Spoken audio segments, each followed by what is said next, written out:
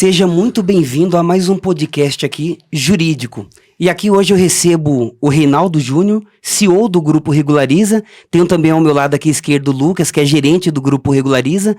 A finalidade precípua do podcast hoje é praticamente para desmistificar algumas coisas, notadamente para os estudantes de direito que estão no 4º ano de direito em diante, advogados iniciantes que não conseguiram, por algum motivo pessoal, engrenar na carreira jurídica, e também para o bacharel em direito, que é aquele cara que se formou, se debruçou durante 5 anos de sua vida para tentar advogar na área que ele já tinha mentalizado ainda nos bancos acadêmicos, mas infelizmente, por uma questão de uma prova, a OAB no caso, ele não consegue atuar no mercado. Há uma área que esse grupo de pessoas podem atuar, e é exatamente sobre isso que iremos falar hoje aqui. Para aqueles que não me conhecem, meu nome é Everson, sou advogado atuante há 6 anos, tenho pós-graduação em Direito do Trabalho e Processo do Trabalho, sou pós-graduado em Direito Previdenciário, Direito Imobiliário, Direito das Sucessões, Direito Constitucional, e estou finalizando também agora pós-graduação em Gestão de Escritórios. Durante a minha infância, só vou fazer uma introdução rápida aqui para vocês, eu sempre brinco que eu nunca tive sorte na minha vida. Eu sempre sofria bullying na escola, o pessoal brincava um pouco com o tamanho da minha cabeça. Na época eu era raquítico, e a cabeça ela sempre foi um tanto quanto desproporcional do corpo, e o pessoal me chamava de cabeção. Inclusive hoje alguns clientes me chamam de doutor cabeça, para você ver que isso daí ele acaba se protaindo no tempo. Logicamente que hoje, sendo mais maduro, tendo mais conhecimento, eu levo isso na esportiva. Mas o que eu quero dizer para você é o seguinte: o conhecimento, quando você usa o conhecimento que você acaba adquirindo com o tempo e usando as técnicas certas, consegue converter esse conhecimento em dinheiro, não há como você dar errado em qualquer área que você opte por atuar. Quer seja no direito, quer seja em qualquer área da sua vida. Se você consegue colocar esse conhecimento em prática com a forma correta, você vai dar certo na área que você escolheu. E é engraçado isso daí, da questão da minha infância, porque eu disse para vocês que eu nunca tive sorte, e a primeira vez que eu participei de um sorteio na cidade onde eu moro, lembro-me como se fosse hoje. Eram 3 brindes: um corte de cabelo, um boné e um kit de cosméticos. Por ironia do destino, justamente nesse dia, eu fui sorteado com um corte de cabelo. Obviamente, é aquele famoso ganha, mas não leva. Eu ganhei o corte de cabelo, na época eu estava de touca, quando eu tirei a touca, todo mundo no salão começou a dar risada. O rapaz do evento, com dó de mim, ele perguntou se eu queria um kit de cosmético ou um boné. Eu aceitei o boné. No entanto, quando eu sentei no meu lugar, eu vi que aquele boné não tinha aquela opção de aba para você poder regular. Ele era fechado. Não coube em minha cabeça. Presenteei o meu colega do lado. Para vocês verem que até nisso eu dei azar. Mas o que tem transformado a minha vida, justamente é o conhecimento. E esse conhecimento aliado a técnicas, Reinaldo, Lucas, eu posso dizer que tem mudado drasticamente a minha vida. Foi através do conhecimento, principalmente no direito previdenciário, por exemplo, que eu fui a Paris. Foi através do conhecimento previdenciário que recentemente eu retornei do Canadá e pretendo viajar a outros países. Então, seja muito bem-vindo. Se você colocar em prática tudo que eu passar para você hoje aqui, tenha a mais absoluta certeza que você dará certo no direito, independentemente de carteirinha da OAB. Senhores? Everson, é um prazer estar participando desse podcast com você, e eu, melhor que ninguém, acompanhei a sua jornada, né? Desde a época que você era vendedor de moto lá na Honda, e eu era seu vendedor de coxinha e de canjica, até hoje a gente viu que houve um crescimento, houve uma ascensão, e é um prazer estar aqui sabendo que a gente está fazendo parte aí, fez parte da sua história, e eu espero poder contribuir, caso seja necessário, nessa transmissão de conhecimento para os seus alunos, para os seus mentorados, para os seus seguidores, até porque o advogado é um empreendedor, né? Enquanto ele não entender que ele é um empreendedor, ele vai, infelizmente, deixar de ter os resultados que esperava. Simplesmente a profissão dele é o advogado, mas ele tem que ter essa veia empreendedora para que ele possa conseguir ter sucesso. E com base em você, até porque a gente sabe que quem vive aquilo que prega tem autoridade. Então você é uma prova evidente de um advogado de sucesso que, até por conta de tanto cliente que você me deixa falando às vezes sozinho, não me atende, né? Então eu acredito que as pessoas que te seguirem, te ouvirem, elas vão ter resultado, porque você é um cara que dá resultado. Isso é algo inevitável. Você bateu num ponto interessante, ô Rinaldo, pelo seguinte: os estudantes de direito, eles caem no seguinte erro: eles acham que, cursando os 5 anos, após passando na OAB, por si só isso daí já será mais do que suficiente para ele poder engrenar na carreira.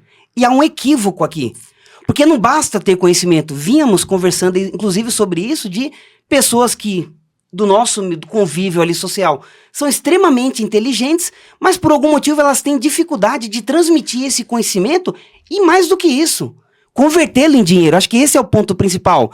Eu adoro ajudar pessoas, temos incutido em cada um de nós aquele sentimento altruísta, mas eu acho que o que faz a diferença tanto para nós e acaba até nos permitindo ajudar mais pessoas é converter esse conhecimento nosso em dinheiro. Então, há um ledo engano de que se eu pegar a carteirinha da OAB, eu vou arrebentar na prática. Não. Precisa mais do que isso. É preciso saber técnicas de venda. Eu não consigo só com o conhecimento emplacar na carreira jurídica. Eu preciso ter técnicas aliadas a isso. Eu sempre gosto de dar o seguinte exemplo prático, Lucas. Quando eu era vendedor de motos, normalmente quando um cliente vinha acompanhado de uma pessoa, de algum conhecido, o que eu fazia no meu atendimento naquele momento especificamente? O centro das atenções não era o cara que viria comprar aquela moto. Pelo contrário, eu tenho que direcionar todo o meu atendimento, todas as estratégias de venda para quem está do lado daquela pessoa. Por quê? Quando eu fizer toda a introdução, vender o produto, apresentar o produto para aquela pessoa, o cara que veio comprar, ele vai olhar para a pessoa que está do lado dele e vai dizer o seguinte: o que você acha? Ou seja, é justamente ela que dará o checkmate naquela venda. Então, eu não consigo, portanto, só isoladamente confiar no conhecimento.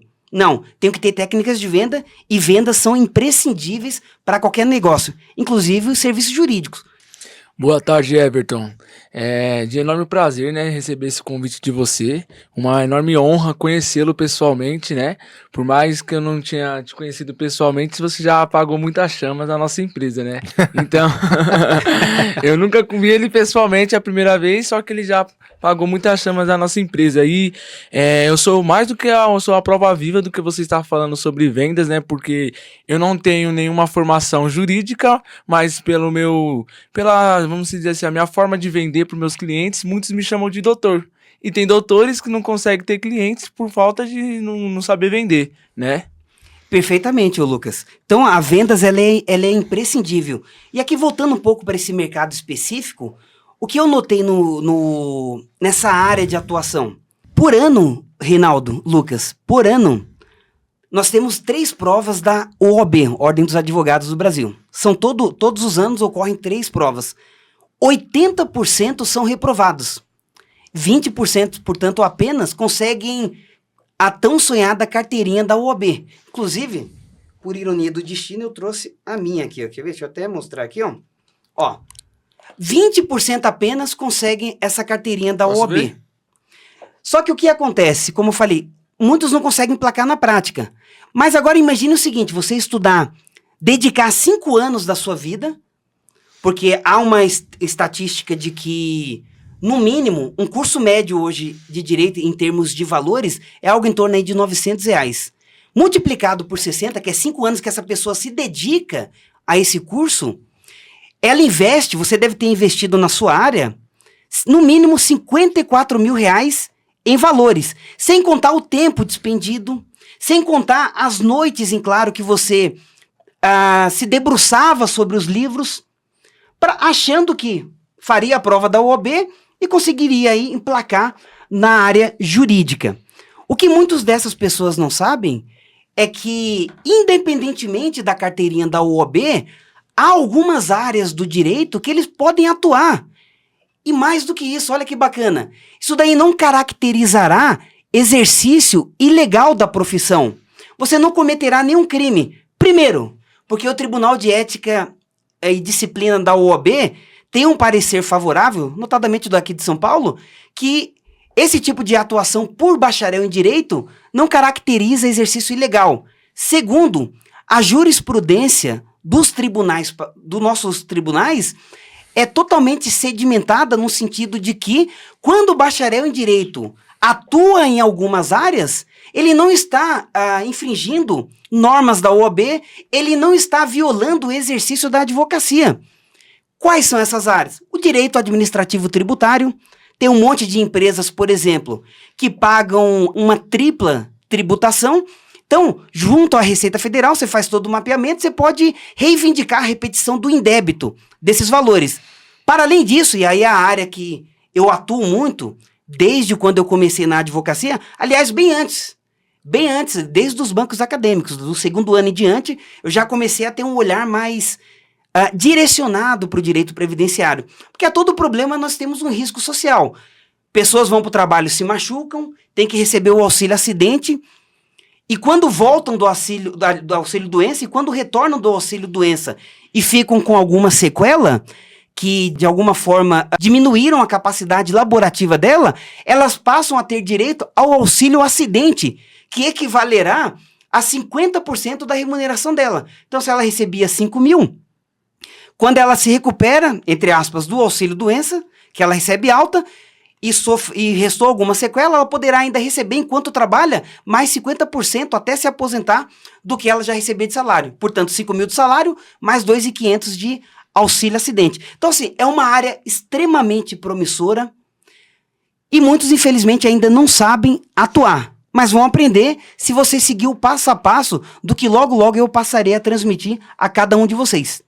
Everson, inclusive de você falar isso, é que o fato de você ter trabalhado com vendas, na sua opinião, a sua opinião concreta, a sua opinião na vida real, na prática, todos os anos que você trabalhou com vendas, no que contribuiu ou está contribuindo para você estar adquirindo, tendo esse sucesso na advocacia? O que influenciou, na sua opinião, cara? Primeiro, que nós temos vários tipos de clientes, né? Tem cliente que a gente chama que é sinestésico, que ele vai pelo cheiro. Tem outros que eles são mais dinâmicos. Tem outros que eles só gostam de ver e ouvir menos. Então, assim, toda a técnica de venda que eu absorvi ao longo dos anos, desde vendedor de balinha de goma de casa em casa, desde a época de uma loja de motos que eu fiquei por 6 anos e 3 meses, isso daí agrega muito, porque eu consigo demonstrar para o cliente, por exemplo, quando ele se senta à mesa comigo, qual é a importância. Eu nunca vou falar diretamente para ele quanto que eu vou cobrar. Primeiro eu vou contextualizar, falar o que eu vou fazer sobre aquele serviço especificamente. Eu vou demonstrar para ele a dimensão daquilo que vai ser feito, para ele ter uma noção até para justificar o que eu vou cobrar depois. Sim. Então eu tenho que dar um panorama, ó, vai ser feito isso, depois disso eu tenho essa etapa, dessa etapa vai acontecer isso. Aí depois, logicamente, vem os gatilhos. Não dá para você vender sem se aliar aos gatilhos mentais. Então aí você condiciona essa proposta, ó, esse valor eu consigo fazer para você até hoje, é até o senhor sair da sala. Ou no máximo eu vou manter essa proposta até o dia seguinte. Então, as vendas em si, elas me auxiliam muito para vender o meu serviço jurídico. Aquela questão de olhar no olho do cliente. Você não pode olhar, falar com o cliente desviando o seu olhar. Isso daí demonstra inferioridade.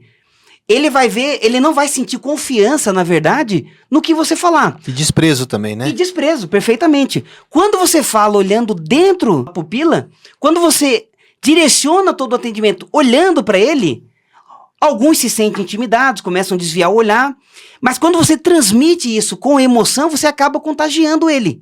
E a venda é uma consequência disso. Você contagia o cliente, passa toda a visão do produto e consegue contagiá-lo, a venda, ela acontece. Se não acontecer no dia, porque tem cliente que, ainda que você passe toda a visão, ele quer pensar um pouco, nos dias seguintes, ele com certeza ele acaba retornando e fechando o contrato. Qual você acha que foi aí a maior dificuldade que você enfrentou no primeiro ano? Meu, se eu falar pra você que eu quase não tive dificuldades, parece até um pouco mentiroso. E eu vou explicar pra você por que eu não tive dificuldades. Primeiro, eu fui agraciado com o escritório que eu atuo na cidade lá de Iguape, porque da Advocacia Barreiros, eles cederam para mim um espaço para eu começar a trabalhar com eles.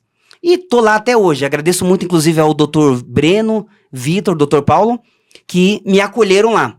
Mas na questão, assim, de valores, no primeiro mês já de atuação, eu já comecei a ver resultados significativos, por conta da experiência que eu tinha com vendas. Então, vendas é imprescindível. Não basta conhecimento, não basta ler vários livros, eu tenho que dominar técnicas de vendas. Então, por esse motivo, eu não sofri muito assim no início da advocacia na questão de valores. Lógico, e conforme os anos foram se passando, isso daí foi uma crescente. Foi uma crescente, mais clientes. Se você jogar o meu nome hoje no Google, por exemplo, eu atuo hoje em mais de 700 processos. Está na hora já de mudar a formatação, já da advocacia, tentar automatizar algumas coisas, porque já está fugindo do controle. E desses processos, os que eu atuo mais também são os do administrativo previdenciário. Que ali é aquilo. Não preciso de OAB, só tenho que atuar com responsabilidade, saber os detalhes de cada benefício, porque é isso que vai fazer toda a diferença. Por exemplo, a pessoa tem que ser bacharel em direito para trabalhar com o previdenciário ou um ser humano qualquer poderia se inscrever em um curso seu para poder trabalhar nessa área? Excelente pergunta. Qualquer um. Mesmo sem ser estudante de direito, bacharel? Tem alguns que são autodidatas. Então, essas pessoas que são autodidatas, se elas se dedicarem ao curso que logo, logo será lançado, absorver o conhecimento, lógico, e aliar esse conhecimento depois com mais profundidade em alguns, caso ela queira, porque tem alguns benefícios que eu não vou abordar nesse curso, porque são complexos demais para quem está iniciando ou para quem não tem nenhuma noção de direito. Por exemplo, aposentadoria especial. Eu tenho que analisar o PPP, eu tenho que ver qual o tipo de agente nocivo à saúde está prejudicando aquela pessoa, eu tenho que fazer a conversão. E além disso, esse tipo de benefício reprova em massa na via administrativa. Para que eu vou ensinar uma pessoa a perder tempo com isso, sendo que todas as vezes que se protocola um benefício dessa espécie, a pessoa vai ter que judicializar, porque ela vai ter outro problema, ela não pode advogar. Então, eu vou direcionar o curso, na verdade, para os benefícios que têm maior incidência de aprovação na via administrativa, como, por exemplo, benefício de prestação continuada, que é para quem atingiu 65 anos de idade e não cumpriu os requisitos para se aposentar. Então essa pessoa, talvez ela não saiba, ela tem direito a um salário mínimo do governo, obviamente analisando a questão da renda per capita da família, se for de até meio salário mínimo, ela passa a ter direito a um salário mínimo. Eu tenho também o auxílio doença, tem muita aprovação porque o índice de acidentes aqui no nosso país é gigantesco. Pensão por morte, só para vocês terem uma ideia, em 2023, foram mais de 88 mil benefícios concedidos. Então, tem alguns benefícios que a taxa de aprovação é gigante. Eu protocolei um, por exemplo, em novembro do ano passado e foi aprovado em fevereiro deste ano. Então, olha como é rápido alguns benefícios para aprovar. Tem alguns que demoram? Tem. Mas na maior parte dos que eu atuo, a aprovação é rápida, o deferimento. E por incrível que pareça, eu não via dessa forma. Então, pelo que eu tô entendendo, até o cara que não tem ensino médio completo, ele pode aprender. Se ele se dedicar ao curso, e vai ser o mais didático possível, indubitavelmente ele poderá atuar na área. Não vai haver nenhuma proibição. Não existe nenhuma credencial, nenhuma Nada. Autorização. Por exemplo, para ser representante comercial, você tem que ser cadastrado no CORE, do status CORE, não. Como que é? É no Conselho Regional dos Representantes Comerciais. Isso, é o CORE. Então não existe nenhuma regulamentação para a pessoa trabalhar nessa área. É como se fosse um despachante que não tem necessidade de ter um ensino superior, não tem necessidade de ter um tipo de diploma, basta ter o conhecimento técnico. Basicamente seria isso. Isso, porque o que acontece? Como que essa pessoa... Hoje está tudo informatizado. Hoje há uma ferramenta que o governo criou, que é o Meu INSS Digital. Então, quando essa pessoa ela absorver esse conhecimento e já quiser colocá-lo em prática, ela vai atuar com o login e senha do cliente. Aí vai ter uma procuração específica, onde esse cliente outorga poderes a ela para poder representá-lo no online do INSS para ter acesso a esse login. que eu vou ter dentro da plataforma do meu INSS? Depois vai ter uma aula também explicando cada detalhe lá dentro da plataforma. Eu vou ter ali todo o histórico previdenciário daquele cliente, qual foi o primeiro vínculo de emprego que ele teve, se atualmente ele está empregado. Lá eu consigo ver, por exemplo, e já aconteceu comigo, que um benefício foi negado para ele, para um cliente específico, isso no INSS. Vamos supor, em 2020, esse cliente me procura em 2022. O que eu observei dentro do meu INSS? Que ele não foi intimado da decisão que indeferiu o benefício. Então, 2 anos depois ele me procura, eu entro com um recurso administrativo, olha a sacada. E aí o recurso eu ganho lá em segundo grau do INSS e ele recebeu esse ano aqui uma bolada. Não vou falar valores para não ficar chato, mas ele recebeu uma bolada esse ano, porque pegou quase 5 anos de atrasados, vezes um salário mínimo, imagina. Então, é esse direcionamento que eu quero dar para essas pessoas. Sabe, ter aquele olhar, tentar olhar os detalhes. Aliás, o que faz a diferença é você enxergar os detalhes. É justamente aí que tá a galinha dos ovos de ouro. Na sua opinião, cara, pelo que eu tô vendo aí, é um treinamento, é um conhecimento que se a pessoa trabalhasse com você, ela também iria aprender e conseguiria executar. Mas, até porque você comentou comigo que já tem os alunos testes, né? Então, o curso já existe, mas o seu lançamento você pretende fazer em breve, que muito provavelmente, de acordo com a data que a pessoa esteja assistindo esse vídeo, já exista esse curso disponível, né? Como eu disse, você já está oferecendo esse treinamento para alguns alunos e mentorados. Quanto tempo exatamente a pessoa consegue ter resultado? Quanto tempo que ela tem que demorar para aprender, para poder colocar em prática? Por exemplo, para o cara exercer a advocacia, tem que estudar 5 anos, 5 anos, para depois tentar passar na OAB para poder advogar. Se a pessoa entrar para esse seu treinamento, quanto tempo você acha que ela já consegue adquirir o conhecimento e já aplicar para converter isso em dinheiro? 2 meses é mais do que suficiente. Você falou de 5 anos, é interessante isso daí pelo seguinte, mas são 5 anos que a gente estuda na faculdade várias matérias. Então eu vou ter lá direito tributário, eu vou ter direito do trabalho, eu vou ter direito civil, eu vou ter direito imobiliário. Tem algumas faculdades também, universidades que lecionam o direito marítimo. Então, são várias áreas do direito, aliás. Aqui no curso eu vou direcionar esse pessoal direto, única e exclusivamente para o direito previdenciário. E o direito previdenciário, eu gosto dessa matéria porque todo mundo tem tato com ela no dia a dia. É difícil de imaginar alguém que se machuque hoje e falar, vou encostar no INSS. A minha esposa teve um filho, salário maternidade. Então, os direitos previdenciários em si, eles estão na boca dessas pessoas no dia a dia.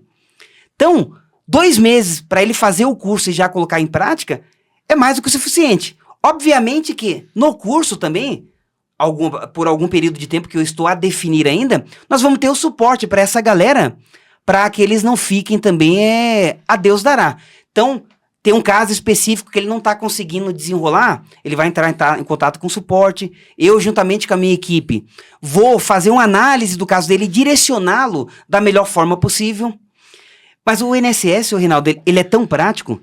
Tem alguns benefícios previdenciários que eu protocolo, tem alguns colegas que fazem petição, quilométricas, 50 páginas, 40, 30, 10. Alguns benefícios que eu faço, sabe o que eu junto lá para pedir? Quando o direito ele já está aparente, eu falo, não tem como negar isso daqui, que você consegue ter esse feeling também. RG, CPF, atestado médico e junto no sistema. Ou seja, eu nem faço uma petição. Porque eu sei que não tem como a autarquia Você fez um upload só. Não tem como, exatamente. Não tem como a autarquia previdenciária negar aquele benefício. Porque o médico está falando que ela não tem condição de trabalhar por tanto tempo. Ou, no momento, está completamente incapaz para o trabalho. Eu só vou juntar esse documento médico no sistema, os documentos pessoais e aguardar o deferimento. Ué, pelo que eu estou entendendo, então, esse curso ajuda também até aquela pessoa que quer se aposentar. Que ela pode estudar e ver na prática se o conhecimento se aplica para ela poder fazer a entrada. A pessoa pode, por exemplo, um senhor, um idoso, uma pessoa que se acidentou, ela ela consegue adquirir esse treinamento, esse curso, e com base no conhecimento aplicar para que ela consiga o benefício da aposentadoria dela também? Perfeitamente. Então, se ele não quer ter custos com um advogado, se ele não quer pagar uma fatia do que ele tem a receber por um advogado especialista na área, ele pode adquirir o curso, se debruçar sobre o conteúdo, ou especificamente se ele quer se aposentar por idade, nós vamos ter um módulo lá de aposentadoria por idade. Tempo de contribuição, porque às vezes ele pode ter direito à regra antiga, que nós tivemos uma reforma em 2019, que agora são requisitos cumulativos. Então a pessoa tem que ter a idade mais o tempo de contribuição. Antes era só o tempo de contribuição. Agora os requisitos são cumulativos. Então, se ela se entregar para o curso, especificamente para o direito que ela está a postular na via administrativa, ela pode perfeitamente dar entrada sozinha no benefício. Aliás, Reinaldo, você agora me lembrou de algo importante. O ministro da Previdência Social do atual governo, no início deste ano, em janeiro especificamente, sempre teve uma briga de zerar a fila de benefícios que são postulados no INSS. Teve até um período, foi motivo até de risos lá no escritório, o Bolsonaro pensou em até um momento, ele cogitou a colocar o exército para analisar requerimentos administrativos. Na época eu brinquei e disse o seguinte: as cartas de concessão vão chegar cheias de furo de bala. Porque assim, não é um pessoal que está acostumado com essa matéria, mas para tentar zerar essa fila, que sempre perseguiu os governos anteriores, ele tentou essa medida aí paliativa de colocar a parte do exército para analisar requerimentos. Logicamente que isso aí não foi adiante. E o que esse ministro da Previdência disse? Que todos os meses são protocolados de 900 a 1 milhão de novos benefícios. Logo, por ano, eu tenho 12 milhões de benefícios previdenciários protocolados para o INSS analisar. Então, não tem como zerar a fila mesmo. Porque quando você está zerando a do mês anterior e vira o mês, vem mais 1 milhão. Fora o que ficou para trás, que está em fase de recurso. Então, assim, para você ter uma ideia em questão de números aqui, em 2023, apenas e tão somente 600.299 pedidos previdenciários foram deferidos, ou seja... Quantos? 600.299 pedidos realizados na via administrativa do INSS foram deferidos, ou seja, aprovados. Logo, mais de 11 milhões foram negativados. E ao que eu atribuo esses indeferimentos? Muitos segurados tentam se aventurar na via administrativa sem ter conhecimento, ou o que é pior, sem contratar alguém que tenha esse conhecimento para poder auxiliá-lo na tão sonhada aposentadoria, pensão por morte, aposentadoria por invalidez e por aí vai. Porque ele não sabe o que juntar. Tem um equívoco, por exemplo, no Cadastro Nacional de Informações Sociais, que a gente chama de QNIS, que é onde vai ter todo o histórico da vida previdenciária desse rapaz. Lá, porque ele fez uma contribuição a menor. Antes de pedir, precisa complementar essa petição, essa contribuição, para que ela venha a ser validada como tempo de carência. Ele não sabe que tem que fazer isso e acaba passando alguns pontos que, obviamente, depois vão prejudicá-lo no deferimento do benefício. Por exemplo, hoje, se eu fosse fazer um pedido para um advogado, quanto que seriam os honorários? 1.000, 2.000, 3.000? Quanto ele cobraria para dar entrada no pedido? Algo em torno... Varia de local para local. Tem advogados que cobram 30% do proveito econômico do pedido administrativo. Então, o cara entrou com o processo, demorou 1 ano. Desse 1 ano de benefício, que dá um pouco mais de 12 mil, se considerar o salário mínimo hoje, 30% fica com o advogado. E alguns advogados cobram também, além dos atrasados, mais 30% durante 6 meses, 12 meses, ou os 3 próximos pagamentos até para ficar com o advogado. Então, pelo que eu tô vendo, é algo em torno de 3, 4, 5 mil reais, e que talvez por um valor bem abaixo a pessoa pode aprender e ela não precisaria pagar um valor como esse. Até porque é devido, né? O advogado estudou para isso. É um conhecimento que ele adquiriu, que você, na minha opinião, não vai arrumar muita briga com o advogado, não. Porque imagina isso em escala. Milhares de pessoas aderindo a esse curso, que vai fazer milhares de pessoas deixar de pagar milhares de reais para centenas e milhares de advogados, uma vez que toma conhecimento do seu curso. Você acha que isso não teria uma certa retaliação? Porque você estaria abrindo a caixa preta, as portas para um grupo seleto de pessoas? Sempre tem, né? Eu acho que isso aí tá intrínseco, infelizmente, na humanidade, no ser humano em si.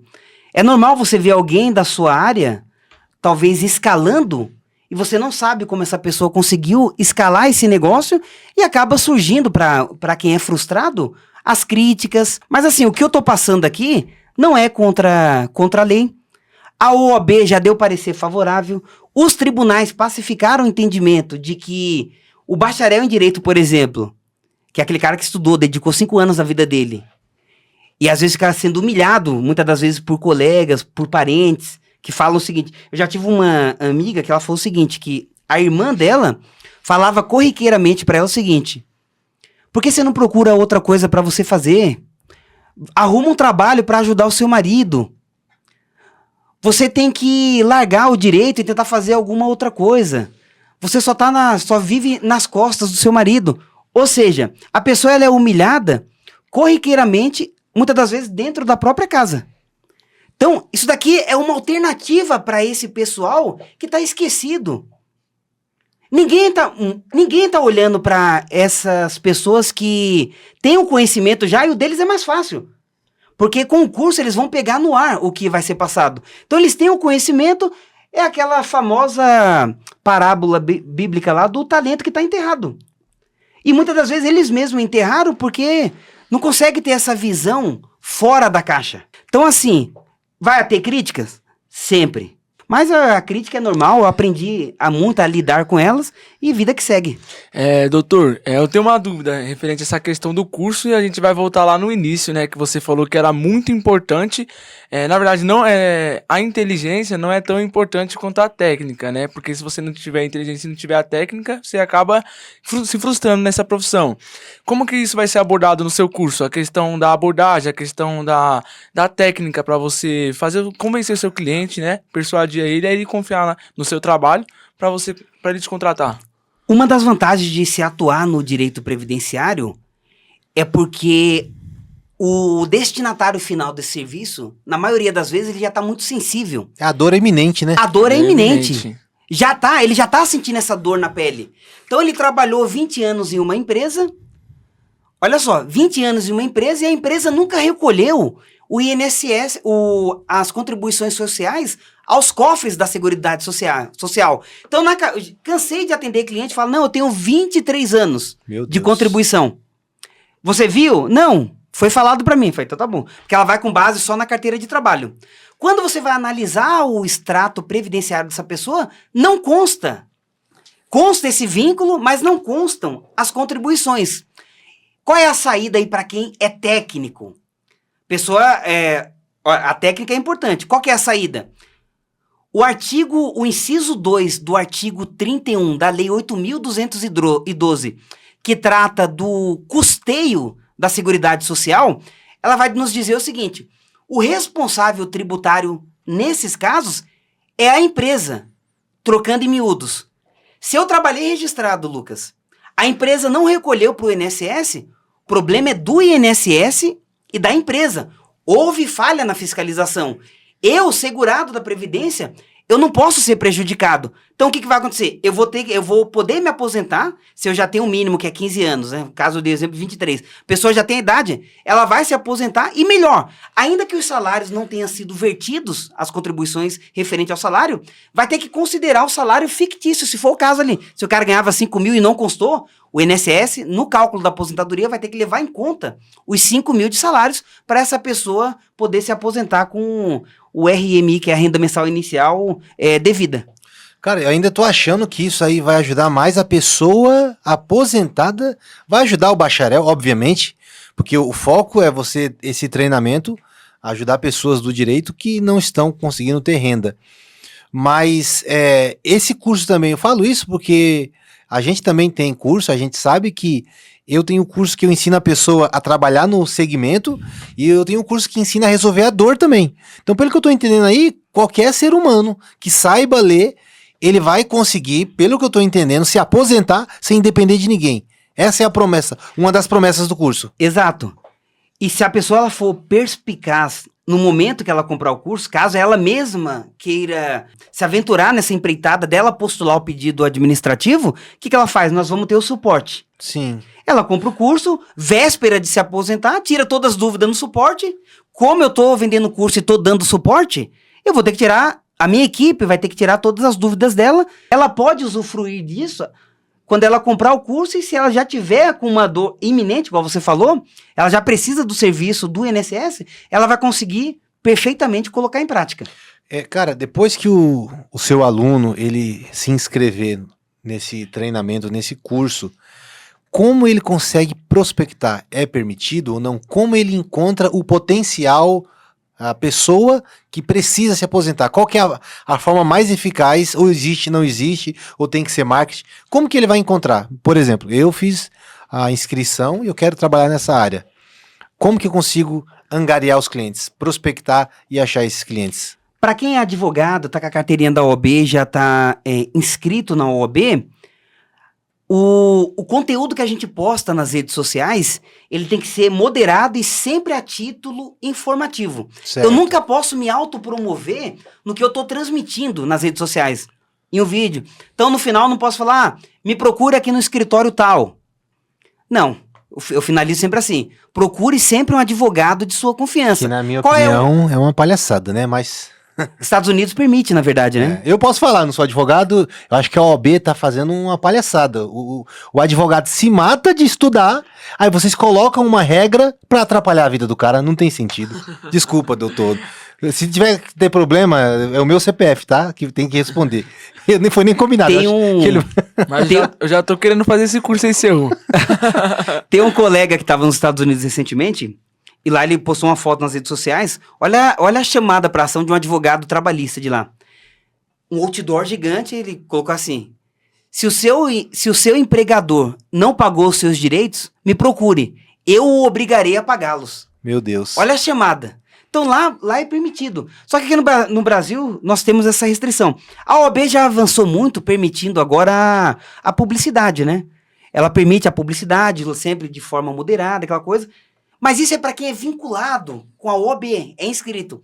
O bacharel em Direito, olha a sacada então aqui, ele não está inscrito na OAB porque ele não passou na prova da OAB. Logo não tem consequência. Logo não tem carteirinha. Ele não tem consequência nenhuma.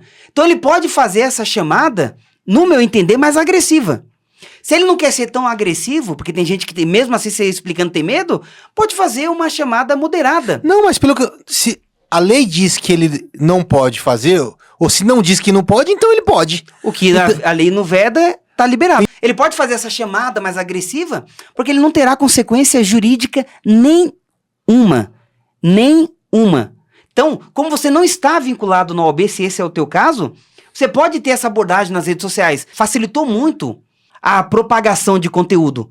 Quando você grava um vídeo e joga nas redes sociais, alguém próximo a você vai ver esse vídeo, vai compartilhar.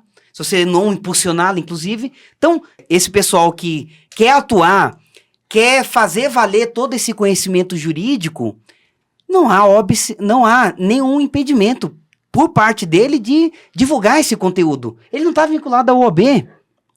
Não tem impedimento. Ele já tem o conhecimento, ele já tem a técnica, ele já tem noções básicas do direito. Olha só um caso interessante que chegou para mim, salvo engano, 2019. Olha o poder da via administrativa quando você sabe fazer a coisa do jeito certo.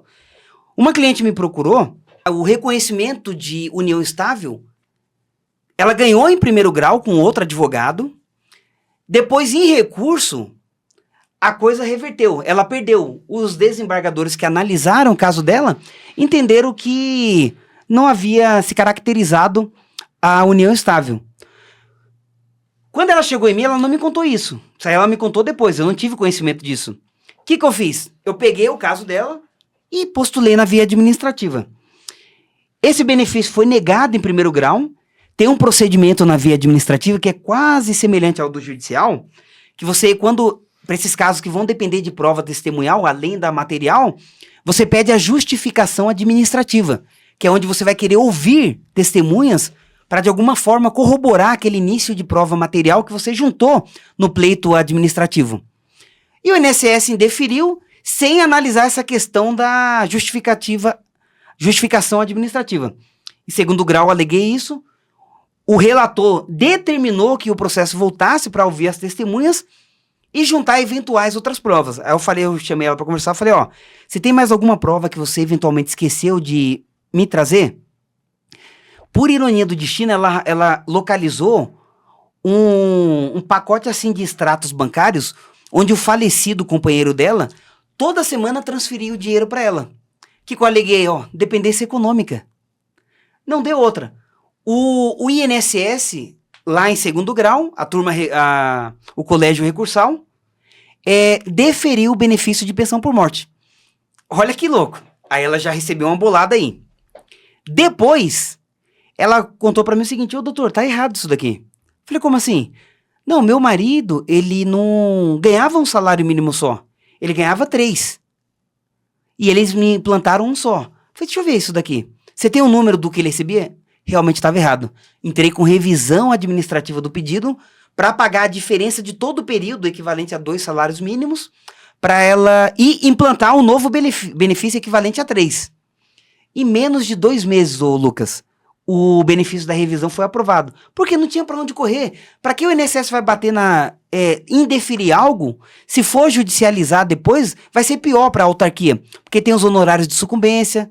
A correção monetária, eu entendo que na via administrativa é inclusive diferente da judicial, porque eles calculam sempre para menos. Então, olha para você ver, um caso que foi negado judicialmente foi revertido administrativamente.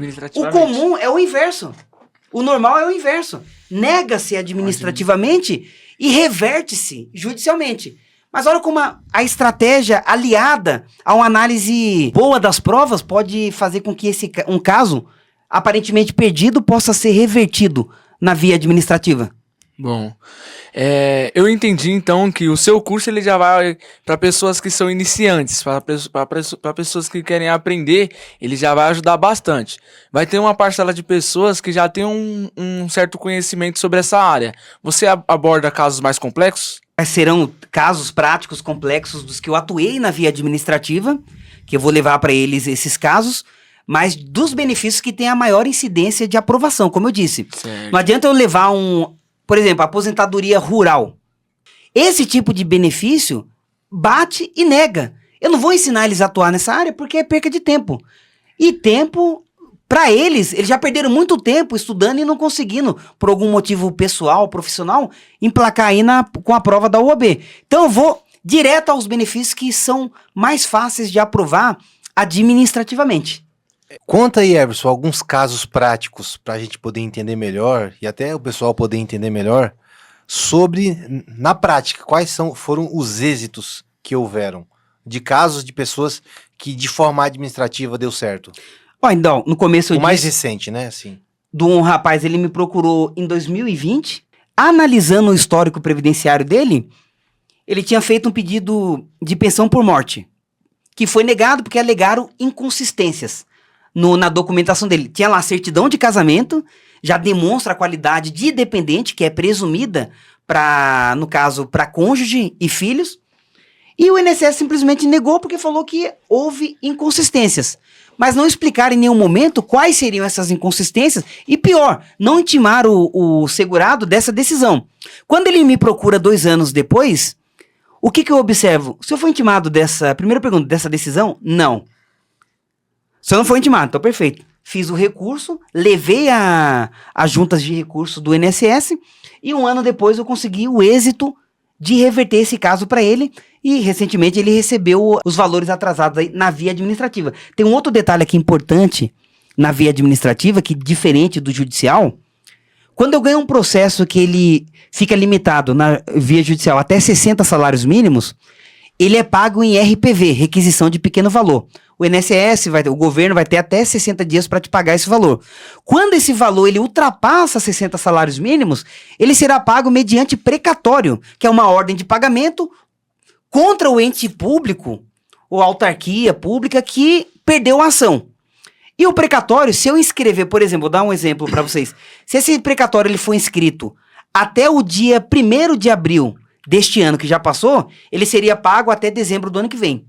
Se ele for inscrito dia 2 de abril deste ano, ele será pago só em dezembro de 2026. Ou seja, a autarquia ou o ente público ele passa a ter praticamente mais de 2 anos para poder pagar esse dinheiro do segurado. No INSS eu não tenho esse problema na via administrativa. Então, às vezes demora um pouco alguns benefícios na via administrativa, mas quando você o recebe, é de uma vez só em até 60 dias. Entendeu? Então essa é a vantagem. E dentre inúmeros outros casos, Reinaldo, até para não ficar muito maçante, mas vou deixar alguns casos práticos dentro do curso, explicando, porque eu acho que sair um pouco da teoria e ver casos práticos, como que se atua de uma forma coerente, analisando com responsabilidade todo o conjunto de documentos que o cliente leva até você, isso daí com certeza o caminho é um só, é o êxito daquele pedido, deferimento daquele pedido administrativo. Vai ajudar a acertar mais, né? O seu curso vai ser para evitar problemas e conseguir ter, tipo assim, um êxito maior. É isso que você quis dizer, né? Isso, para auxiliar, no deferimento. Porque como eu falei no quase agora, a maioria desses pedidos que são indeferidos são porque os próprios segurados tentam fazer esse pedido sem nenhum conhecimento. E é ruim isso daí. Porque, imagina o seguinte, na reforma da Previdência que eu tive de 2019 para cá, houve uma mudança drástica na renda mensal inicial de alguns benefícios. Tem um, por exemplo, que ele começa com 60%, a aposentadoria por idade do salário. 60% Sim. E depois vai aumentando um percentual de acordo com o tempo contributivo que a pessoa tem. Mas imagina uma pessoa que estava acostumada a ganhar 5 mil e o salário dela cai drasticamente 40%. Só que o que acontece? Analisando alguns casos, já aconteceu também, essa pessoa ela pode já ter o direito adquirido antes da reforma. Então, se é uma pessoa que não sabe, ela pede a aposentadoria com base no regramento novo. Sendo que ela já poderia ter se aposentado com o regramento anterior. Ah, mas não já passou muito tempo? Não, necessariamente. O direito adquirido, você não perde ele com o tempo. Você pode voltar a qualquer momento para reivindicá-lo. Esse é o ponto. Então, se eu detectar hoje, 2024, que uma pessoa já poderia se aposentar por tempo de contribuição nas regras anteriores a novembro de 2019, eu vou postular o benefício com base naquele regramento antigo. E como que identifica? Um exemplo. Fazendo a análise técnica. Você tem que ver o tempo contributivo, então eu vou ver lá. Eu vou pegar todo o histórico previdenciário desse cliente e ver quanto tempo de contribuição ele tem. Tem calculadoras que você usa para isso, que calcula esse tempo de contribuição. Ah, tem alguma empresa que não verteu as contribuições aos cofres da Seguridade Social. Eu tenho que validar isso no sistema. O INSS ele tem que averbar esse período dentro do sistema para poder computar mais 5 anos, por exemplo, para esse cliente. Vou alegar aquilo, que o responsável tributário é a empresa, e o INSS falhou na fiscalização, o segurado, por sua vez, não pode ser prejudicado. Então você vai pegando um detalhe aqui, outro ali, e aí você, quando junta todo o período, fala, esse cara já podia ter se aposentado em 2019. Mas por um equívoco, ele acabou fazendo um pedido errado. Eu penso como todo conhecimento, a pessoa precisa buscar também mais conhecimento. O curso, eu acredito que ele vai ser completo, mas você vai ter produtos, cursos, mentorias ou livros que você conheça, livros que vai auxiliar a pessoa, ou a única fonte desse conhecimento vai ter que partir de você? Não. Jamais. Eu não sou a fonte esgotável desse conteúdo, né? nem poderia sê-lo. Vou indicar livros dos professores que são mais atuantes na área, livros grandes, inclusive manuais, né, que são mais de 1.500 páginas. Então, quanto mais conhecimento a pessoa tiver, vai ser melhor para a atuação dela prática. Livros, tô pensando também na questão da mentoria, porque a mentoria, você ter esse contato direto com um aluno, eu acho que é bacana para você até usar como conteúdo para os outros que não puderem eventualmente participar. Então vai ter, além do que eu vou passar, o conhecimento que eu vou transmitir, Reinaldo, na verdade, vai ser o esboço de tudo isso que eu já li em livros. Eu tenho 3 pós-graduação em Direito Previdenciário. Você vai encurtar o caminho, né? Eu acho que esse é o caminho. Conteúdo vai ter, indicações também terão, mentorias, suporte para aquele que eventualmente tiver dúvida, possa sanar essa dúvida e atuar da melhor forma possível. Perfeito, eu acho que Não tem como uma pessoa que trabalha no direito, é bacharel, né? Que ainda não se formou, não se interessar. Até porque se a pessoa está fazendo algo e não está dando resultado, ela tem que fazer algo diferente ou buscar uma alternativa diferente.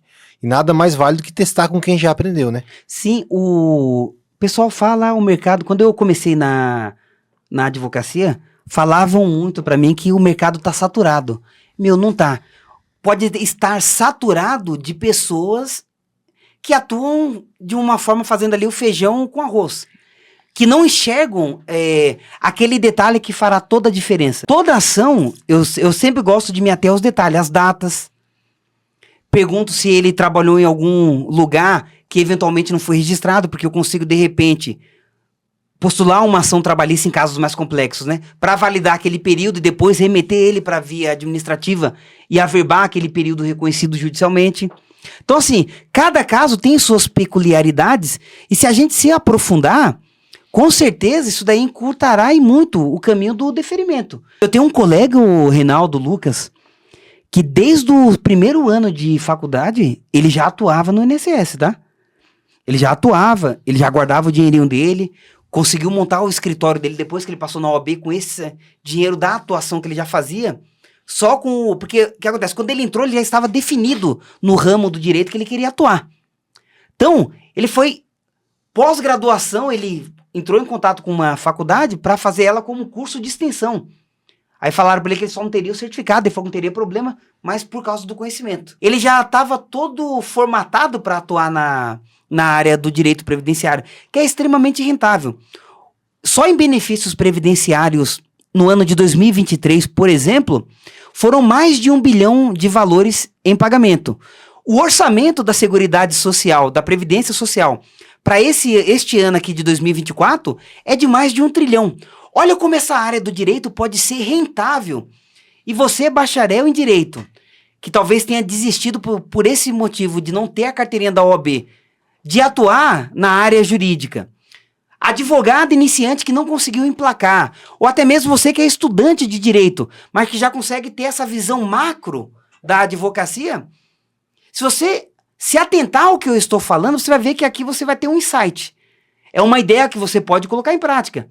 Ah, não quero comprar o seu curso. Sou autodidata, eu posso aprender tudo sozinho. Boa sorte.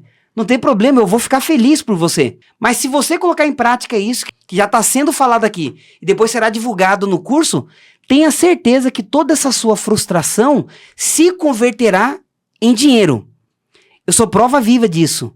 Eu vim de uma família humilde. Meu pai, ele era porteiro, ganhava um salário mínimo na época para cuidar de 5 filhos. Com 12 anos de idade, eu era gandula de bolinha de tênis no Clube Pinheiros de São Paulo, ali na Faria Lima. Então, assim, eu tenho um histórico também de uma vida difícil. Mas eu me encontrei na advocacia, notadamente na atuação administrativa junto ao INSS. É muito rentável. Você pode arrebentar. Basta acreditar em cada palavra que eu estou te falando agora. Creia nisso que você desmistificará aquelas crenças de que não dá certo, que o bacharel não tem espaço nas áreas jurídicas. É uma mentira isso. Você pode atuar em alguns ramos e se quiser seguir o ramo que eu atuo hoje, que rentabiliza muito, venha, dê as mãos para mim que eu vou te abraçar e vou te levar ao auge dessa atuação administrativa. Perfeito. Eu acho que ficou muito claro, né?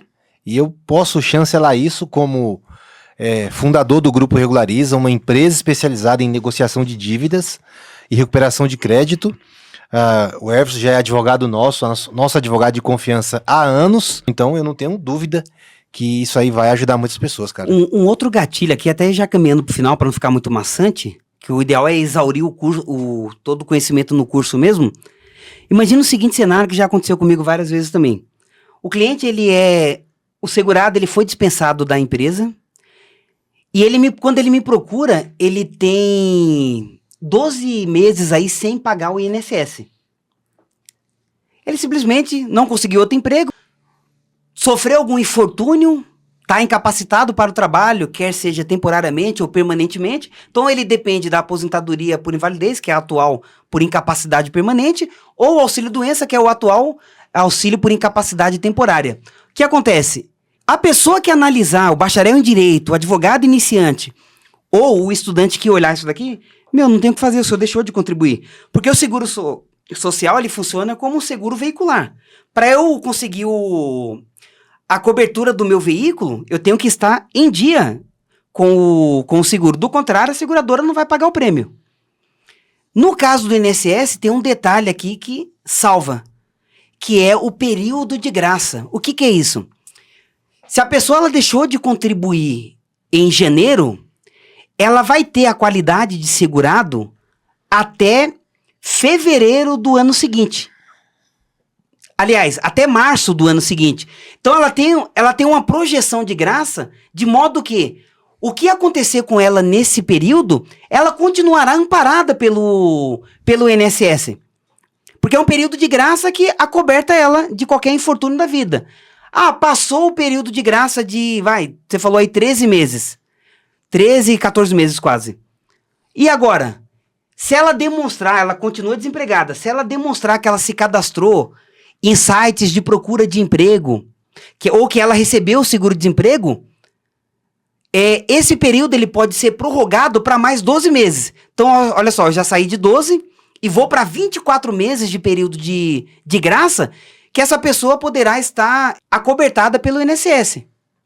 E mais do que isso, se ela tiver 10 anos, olha a importância da técnica, se ela tiver 10 anos de contribuição ininterruptas, que não ensejaram eventual perda da qualidade de segurado, esse período se prorroga para mais 12 meses. Então, resumindo, um único segurado ele pode ficar 36 meses sem contribuir com o INSS e mesmo assim estar amparado pelo manto protetivo da Seguridade Social. Olha a importância, isso é técnica.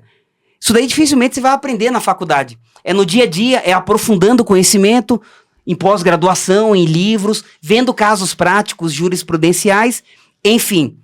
Queridos, é isso. Espero ter conseguido dar uma palhinha para vocês do que é esse mundo de atuação na via administrativa do INSS.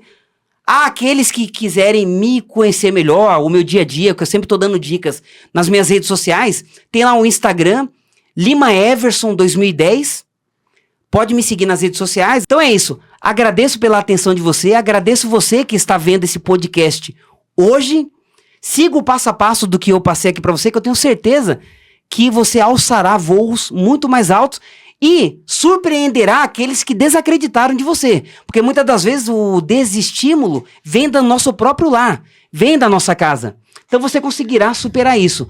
Agradeço o Reinaldo por ter aceitado o convite de participar aqui do podcast. Lucas, muito obrigado a todos. Everson, eu agradeço ao seu convite e estamos à disposição. Ah, aproveitando, siga este canal também aqui do YouTube para você receber outros conteúdos. Um abraço.